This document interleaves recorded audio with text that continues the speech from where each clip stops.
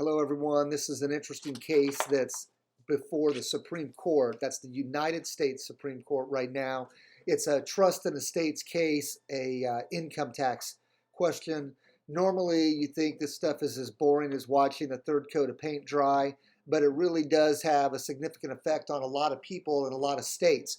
So the first issue that's that's coming up that to understand and frame this case is that if you have a trust and you're a beneficiary of the trust, states locally like Indiana, North Carolina, Florida, California, right? They have an income tax on trust income, right? So here's a trust, there's income coming in, and then the state on the state level requires taxes to be paid. So the issue before the United States Supreme Court is an argument over minimum contacts and who is the person to look at to decide whether a tax is owed or not. So imagine a situation, and this could be very common, where a trust is set up and the person who's legally responsible for that trust is called the trustee. And the person who receives the money from it is called the beneficiary. And those are oftentimes very different persons. So you might have a trust set up where a bank is a trustee, or a trusted advisor, or a brokerage firm is the trustee, or some other independent third-party trustee. They're the trustee. They've got the legal authority, and they have the obligation to pay money out according to the trust terms to the beneficiaries going down the family line, whatever. So that trust might be located totally in one state where the beneficiaries are living all over the country, not in the same state as the trustee itself. So North Carolina brought this lawsuit, and they're saying, I want to get this right, they're saying, look, a trust is for the benefit of the beneficiaries. Therefore, whatever minimum contacts the beneficiary has with that state is what controls whether North Carolina can tax that income. So they don't want to look at where the trustee is located. They want to look at where the beneficiaries are located. And if they have quote unquote minimum contacts, and that's a whole nother area of law, whole nother area of jurisprudence, the minimum contacts of the beneficiary is what they're trying to look at. Now, other states, right, have said, no way, the taxpayer position on this is totally different, right? So the taxpayers here in this case want to say no. If a beneficiary particularly has no right to receive income, if it's up to the discretion of the trustee, then it ought to go according to where the trustee is, because the trustee is making the decision.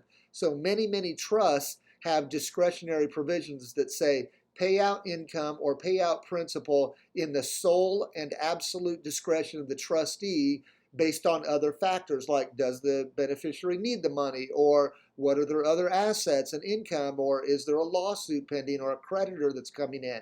So lots of trusts are written so that the trustee, not the beneficiary, has the final decision on that. And so the taxpayer, the beneficiaries, are saying, no, look at the trustee and their minimum contacts and decide who's going to be in charge. 20 states filed briefs supporting North Carolina, saying look at the beneficiaries, right? Lots of alternative theories were filed with the Supreme Court based on the taxpayers' side of that. So supported by lots of tax organizations and bankers associations. So that's totally different. Now California, right, they've got something different, and they call it a throwback.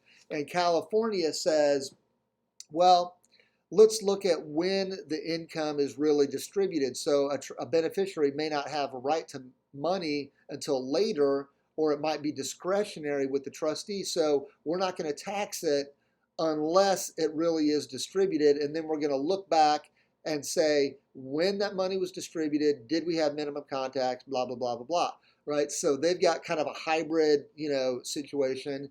And based on the questioning that was done at the Supreme Court on this article, it's kind of unclear. Maybe that's the way the court's going to go, is take a real narrow look at it and say, well, we're going to not decide it. We're going to maybe look at it based on when money really flows. That's when the tax is going to be assessed. So to be announced, that decision or that oral argument was on April 16th, just a few weeks ago. We'll hear from the Supreme Court in due course, and it'll be an interesting opinion, I'm sure. So we'll update you. But very interesting matter. We're doing a lot of business down in Florida right now, so and looking to do more. And that's a lot of people move to Florida, or their parents are in Florida. They got a trust down there. The kids live back here in the Midwest or all over the country, right? For example, my sister lives on the East Coast up in Connecticut. So we live here in Indiana. My parents are in Florida. So that's a very typical scenario. So this is going to affect a lot of people, and it's going to have far-reaching effects. So stay tuned for more on that. Give us a call if you've got a trust or estates question. We'd love to help you out and set things up for you the right way. Have a great day.